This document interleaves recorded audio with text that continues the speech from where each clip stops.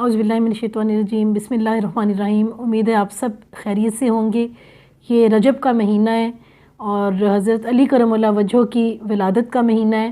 میں آپ کے ساتھ نبی پاک صلی اللہ علیہ وسلم کی کچھ احادیث شیئر کروں گی۔ نبی پاک صلی اللہ علیہ وسلم نے فرمایا کہ اللہ سے محبت کرو، اللہ کی خاطر مجھ سے محبت کرو، اور میری محبت کے لیے میرے اہل بیت سے محبت کرو۔ تو یہ جو پنجتن پاک کا کانسیپٹ ہے، یہ ہے کہ نبی پاک صلی اللہ علیہ وسلم نے ایک مرتبہ 4 ہستیوں کو اپنی چادر میں لے لیا۔ تو ان کو انہوں نے بلایا اور ان 4 ہستیوں کو اپنی چادر میں لے لیا، جس میں حضرت علی کرم اللہ وجہہ، خاتون جنت کی جو سردار ہیں حضرت فاطمہ رضی اللہ عنہ، اور حضرت امام حسن اور حضرت امام حسین رضی اللہ عنہ شامل تھے۔ اور آپ نے ان کے لیے کیا دعا کی کہ اے اللہ ان سے شیطان کو دور کر دے، یعنی ان سے شیطان کو دور کر دے۔ یہ وہ حکمت ہے کہ جو اللہ نے بڑے بڑے انبیاء کو عطا کی کہ جن سے شیطان دور ہو گیا، ان کی آزمائشوں میں اللہ تعالیٰ ان کو ایک کمال کے نقطے پر لے گیا۔ تو سب سے بڑی رکاوٹ جو بڑی آزمائشوں پر پورا اترنے میں یہی ہوتی ہے کہ ہم شیطان کو مکمل طور پر اوورکم کر لیں، جیسا کہ حضرت مریم علیہ السلام کے لیے قرآن پاک میں آتا ہے کہ ان سے اللہ تعالیٰ نے شیطان کو دور کر دیا، شیطان کو ان کو شیطان سے محفوظ کر دیا۔ اسی طرح حضرت ابراہیم علیہ السلام نے جب ایک بہت بڑی آزمائش پر اترنا تھا اپنے بیٹے کی قربانی کے لیے، تو بار بار شیطان نے ان کو روکا کئی روپ میں آ کر، لیکن انہوں نے اس کے ہر ہیلے کو ٹھکرا دیا، کیونکہ ان کے پاس ایک کنٹرول کی پاور آ گئی تھی۔ تو اللہ کی سب سے بڑی رحمت یہ ہوتی ہے کہ اللہ تعالیٰ انسان کو وہ کیپیسٹی دے دے کہ وہ شیطان کے چکر سے نکل جائے۔ نبی پاک صلی اللہ علیہ وسلم نے فرمایا ہے کہ شیطان ہمارے اندر خون کی طرح دوڑتا ہے، یعنی آپ کو کوئی بھی وسوسے ڈالنا اور سیدھے راہ سے ڈگمگانا، حوصلے پست کرنا، اور آپ کی جو ویک پوائنٹس ہیں ان کو آپ کے خلاف استعمال کرنا، یہ سب شیطان کے حربے ہیں۔ اور یہ وہ چیلنج ہے جو اللہ تعالیٰ نے خود قبول کیا تھا کہ میرے بندوں کو تم بھٹکا کے دیکھ لو کہ تم ایسا نہیں کر سکو گے۔ تو چونکہ یہ جو ہستیاں تھیں ان کو ایک ایسی آزمائش سے گزرنا تھا کہ اس کے لیے سب سے بڑی بات یہ تھی کہ وہ جو ہے وہ شیطان کی چیزوں کا مقابلہ کر سکے، ان میں یہ پاور آ جائے اور شیطان ان سے دور ہو، تاکہ وہ بڑی آزمائشوں پر پورا اتریں۔ اور پھر انہوں نے اپنے کردار کو ایک پیک پوائنٹ پہ لے کے جا کر ثابت کیا ان 4 ہستیوں نے، جس میں پنجتن پاک نبی پاک صلی اللہ علیہ وسلم کے بعد حضرت علی کرم اللہ وجہہ، حضرت فاطمہ رضی اللہ عنہ، حضرت امام حسن و حسین رضی اللہ عنہ آتے ہیں۔ تو ایک بار نبی پاک صلی اللہ علیہ وسلم ایک پرندے کا گوشت جو تھا، اس کا بھنا ہوا پرندہ ان کے سامنے کھانا تھا۔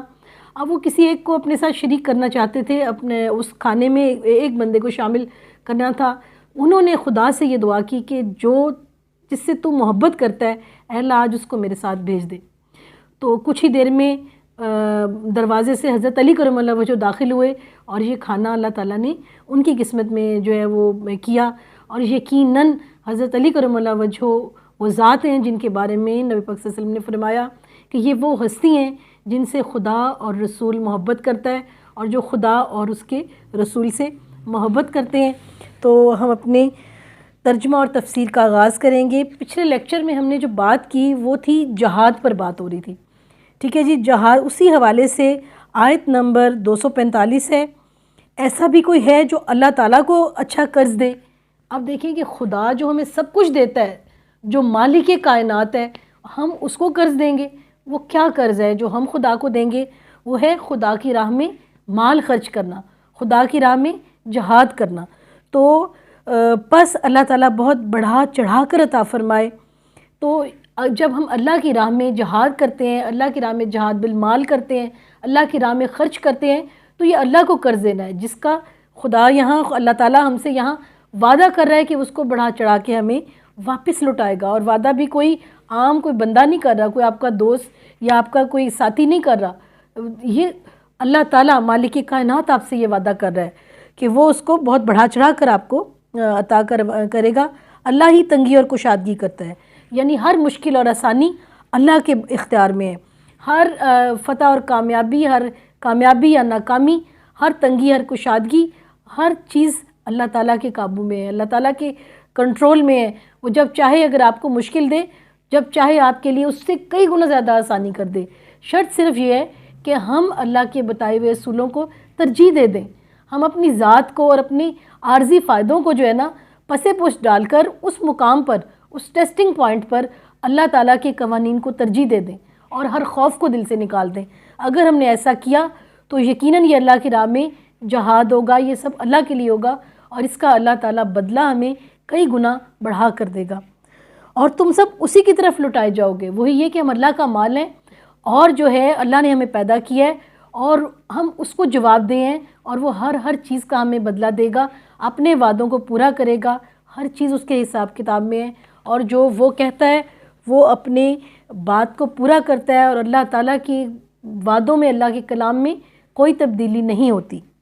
نمبر 246، کیا آپ نے حضرت موسیٰ علیہ السلام کے بعد والی بنی اسرائیل کی جماعت کو نہیں دیکھا جبکہ انہوں نے اپنے پیغمبر سے کہا کہ کسی کو ہمارا بادشاہ بنا دیجیے تاکہ ہم اللہ کی راہ میں جہاد کریں؟